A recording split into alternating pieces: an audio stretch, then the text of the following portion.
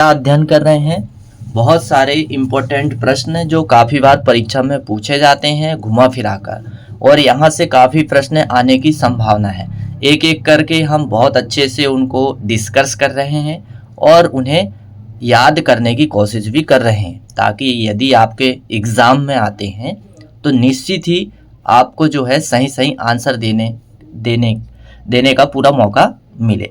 तो चलिए स्टार्ट करते हैं। नमस्कार दोस्तों, मैं सचिन राय और आपके अपने YouTube channel PAT with Sachin में एक बार फिर से आपका स्वागत है। यदि आपने चैनल को सब्सक्राइब नहीं किए हैं तो सब्सक्राइब जरूर कर लें, और यदि वीडियो पसंद आता है तो एक लाइक ज़रूर करिए, क्योंकि मैं आपके लिए प्रतिदिन जो है एग्रीकल्चर का नया नया अपडेट लेके आते रहता हूँ।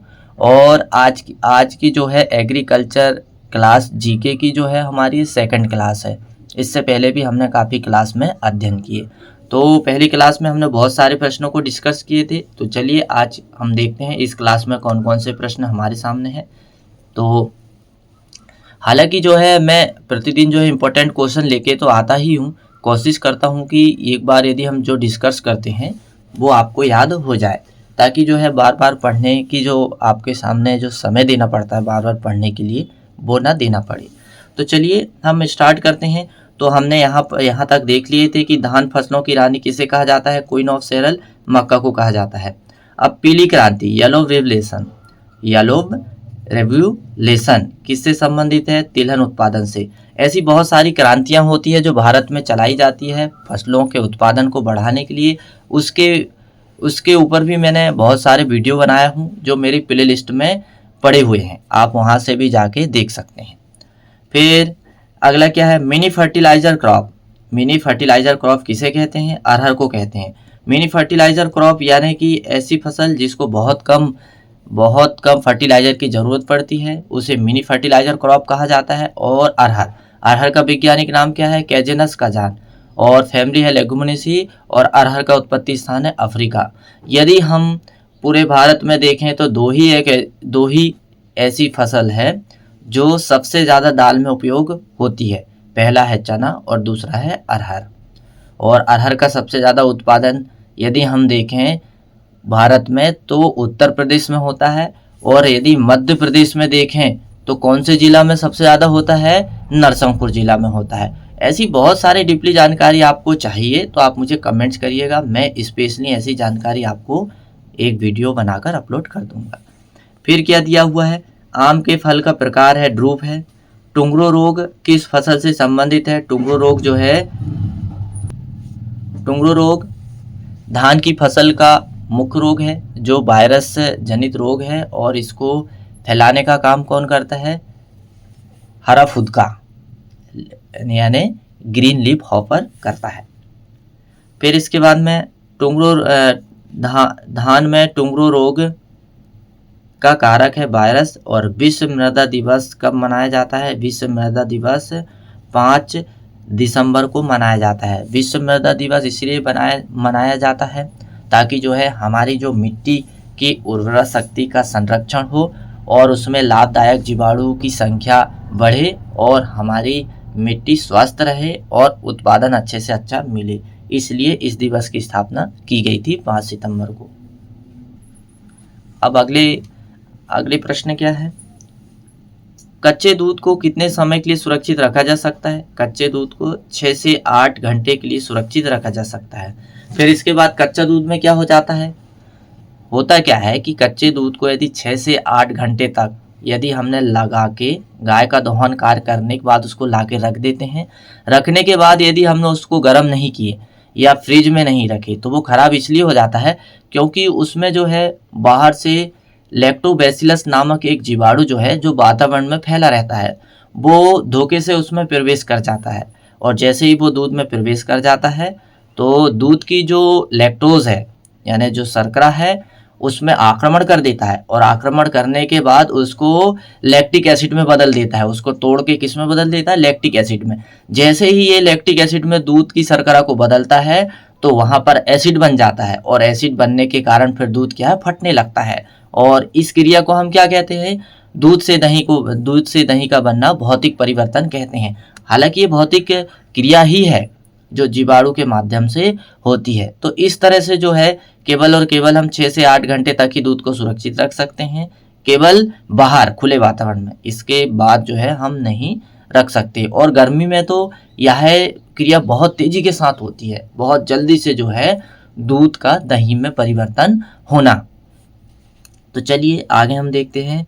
वे प्रोटीन कहलाते हैं केसिन, एल्बुमिन। वे प्रोटीन कहलाते हैं, कौन कौन कहलाते हैं? केसिन और एल्बुमिन कहलाते हैं। किसान क्रेडिट कार्ड की वैधता कितने वर्षों के लिए होती है? 5 साल के लिए होती है। किसान क्रेडिट कार्ड की वैधता 5 साल के लिए होती है। फिर क्या दिया है?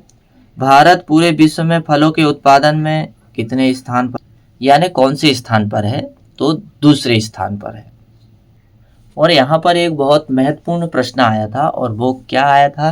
किसान क्रेडिट कार्ड के बारे में। किसान क्रेडिट कार्ड की यदि हम शुरुआत देखें केसीसी की 1998 में हुई थी, और 1998 से अभी तक इसको जो है किसानों के हित में उपयोग किया जा रहा है। और फिर इसके बाद में जैसे और भी अन्य गतिविधियों के बारे में हम देखें, जैसे मछली पालन और पशुपालन में जो है इस किसान क्रेडिट कार्ड से लोन कब मिल रहा था? 2004 से प्रारंभ किया गया। अब देखते हैं हम आगे, हमारे प्रश्न क्या है कि भारत पूरे विश्व में आम, केला तथा अनार के उत्पादन में कितने नंबर पर आता है? तो ये जो है पहले नंबर पे आता है। और भी ऐसे फल है जैसे नारियल है, और भी ऐसे फल हैं जिसमें भारत जो है पूरे विश्व में प्रथम स्थान रखता है। फिर क्या दिया है? 1 लीटर भैंस के दूध का भार कितना होता है? यदि हम 1 लीटर भैंस के दूध को यदि हम किलो से तोलें तो उसका भार होता है 10-30 ग्राम, यानी 1030 ग्राम। किस पशु के दूध का रंग अधिक पीला होता है? विदेशी गाय के दूध का रंग कैसा होता है? अधिक पीला होता है। पेट्रोलियम पदार्थों की बचत के लिए जो संगठन बनाए गए हैं उसे क्या कहते हैं? उसे कहते हैं PCRA। क्या कहते हैं उसे? PCRA। मतलब पेट्रोलियम जो ईंधन है जिसका उपयोग हम बाइसिकल वगैरह में या 4 व्हीलर में करते हैं, तो उसको कैसे बचाया जाए या कैसे उपयोग किया जाए, इसके लिए एक संगठन की स्थापना की गई थी। और उस संगठन का नाम क्या था? PCRA। और इसका फुल फॉर्म क्या होता है? Petroleum conservation research association. अब इसके बाद में आगे क्या दिया है? किसान कॉल सेंटर नंबर क्या है? किसान कॉल सेंटर का नंबर है 1800 180 1551। तो आप ये बिल्कुल ध्यान रख लीजिए कि किसान कॉल सेंटर का जो नंबर है 1800 180 1551। और महत्वपूर्ण बातें ये है, ये किसान कॉल सेंटर में जो है 22 क्षेत्रीय भाषा में कार्य करता है। सुबह के 7 बजे से प्रारंभ हो जाता है और रात के जो है 10 बजे तक इसमें जो है आप जो भी जानकारी है वो ले सकते हैं। और यदि हम किसान कॉल सेंटर की चर्चा करें तो इसकी स्थापना जो है 21 जनवरी 2004 को हुई थी। तो आपको ये तिथि जो है याद रखना बहुत ही अनिवार्य है कि किसान कॉल सेंटर की शुरुआत कब से हुई थी। 21 जनवरी 2004 से किसान कॉल सेंटर की शुरुआत हुई, और ये जो है 22 क्षेत्रीय भाषा पर कार्य करता है। और सुबह के आप 6 बजे से लेकर रात के 10 बजे तक कृषि से संबंधित कोई भी जानकारी हो आप यहाँ डिस्कस कर सकते हैं। और पेपर में क्या होता है? पेपर में ऐसे चीज़ पूछा जाता है कि जैसे किसान कॉल सेंटर का नंबर क्या है ये बताइए, या स्थापना कब हुई थी ये बताइए। तो ऐसी जानकारी जो है पूछा जाता है। अब आगे क्या दिया है? जलपरिया किसकी एक किस्म है? यहाँ पर एल है, यहाँ पर एक होना चाहिए। ये क्या है? थोड़ी सी टाइपिंग मिस्टेक है, तो मैं आपको जहाँ भी मिस्टेक है जिस भी पॉइंट में, तो आपको मैं बराबर जो है डिस्कस करके उसे सॉल्व करते जा रहा हूँ। तो जलपरिया एक किस्म है, धान की है। फिर आगे हमारे सामने और भी सारे प्रश्न में क्या दिया है? हालांकि हमें बहुत सारे प्रश्नों को डिस्कस करना है क्योंकि परीक्षा की दृष्टि से ये प्रश्न काफ़ी महत्वपूर्ण है। हमारे देश में लगभग कितने प्रतिशत फल एवं सब्जी बर्बाद हो जाते हैं? 25 से 30%। 25 से 30% इसलिए बर्बाद हो जाते हैं, हमारे देश में जो है एक तो आवागमन की सुविधा न होने के कारण और किसान का कम पढ़ा लिखा होने के कारण वह जो है फल और सब्जी की नए टेक्नोलॉजी से प्रशिक्षित नहीं है, इसलिए काफ़ी जो है फल एवं सब्जियां खराब हो जाती है। मॉरिकल्चर किसे कहते हैं? शहतूत की खेती मॉरिकल्चर से संबंधित है। भेड़ की सबसे लंबी ऊन देने वाली नस्ल है लिसिस्टर। भेड़ की सबसे लंबी ऊन देने वाली नस्ल कौन सी है? लिसिस्टर। हालांकि जो है पूरे विश्व में यदि हम देखें तो क्या है? मेरिनो है। श्वेत क्रांति के तहत विदेशों से प्राप्त वस्तु का आदान प्रदान कौन करता था? कौन करता था? IBC। कौन करता था? IBC। दुग्ध उत्पादन बढ़ाने हेतु इंडो स्विस प्रोजेक्ट कहाँ शुरू किया गया था? दूध के उत्पादन बढ़ाने के लिए इंडो स्विस जो प्रोजेक्ट है वो केरल में प्रारंभ किया गया था। और यह एक ऐसा प्रोजेक्ट था जो दो देशों के साझा से चलाया जा रहा था। पहला देश तो था भारत और दूसरा देश था स्विट्जरलैंड।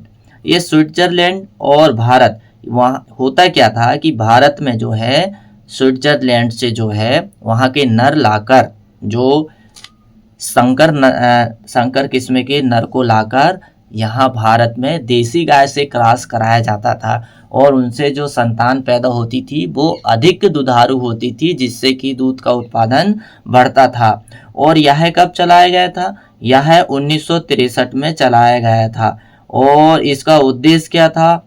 पशुपालन, चारा विकास और वीर्य बैंक सेवाओं पर ध्यान केंद्रित करना था।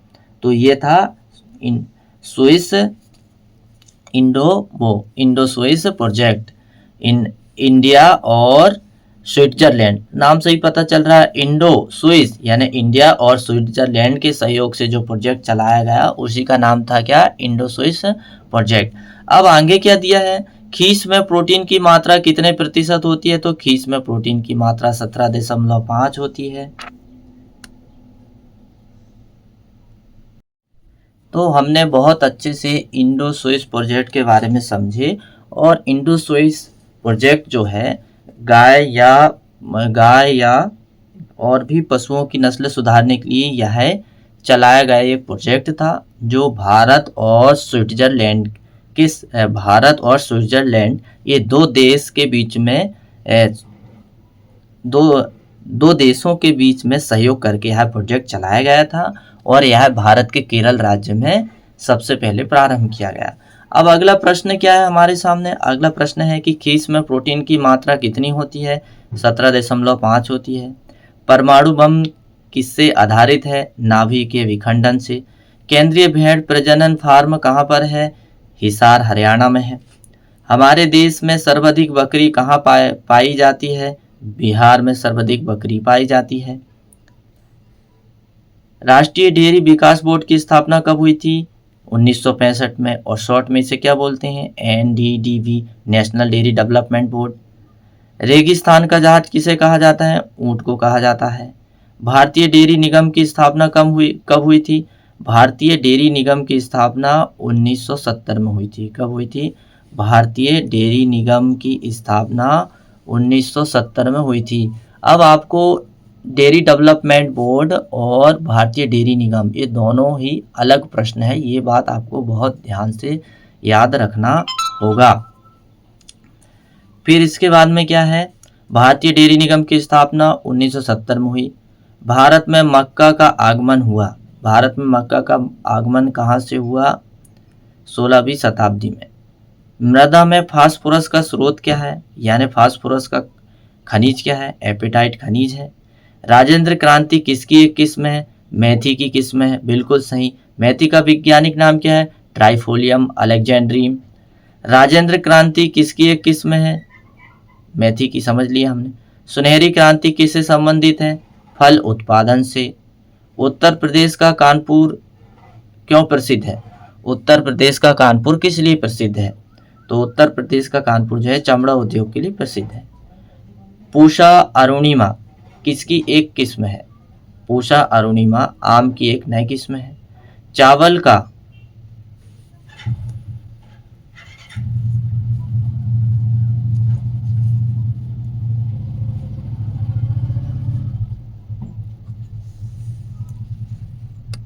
चावल का सबसे बड़ा उत्पादक देश कौन सा है? चीन है। भारतीय के यहाँ पर ये जो लास्ट प्रश्न दिया है ये थोड़ा सा मिस्टेक है, तो हम इसे अगली क्लास में बहुत अच्छे से समझने वाले हैं। तो आज की क्लास आपको कैसी लगी आप कमेंट्स करके ज़रूर बताइएगा, और यदि वीडियो पसंद आता है तो ऐसे एग्रीकल्चर के नए नए अपडेट के लिए आप चैनल को सब्सक्राइब जरूर कर लें, क्योंकि मैं प्रतिदिन जो है आपको ऐसी जानकारी से अवगत कराता हूँ, और कोशिश मेरी यही रहती है ताकि ऐसे प्रश्न में लेकर आऊँ आपके जो है एग्ज़ाम में जैसे कि तैसे ही आ जाए। तो अब अगले वीडियो हम फिर से लेके आएंगे आपके लिए, तो तब तक के लिए आपको बहुत बहुत धन्यवाद।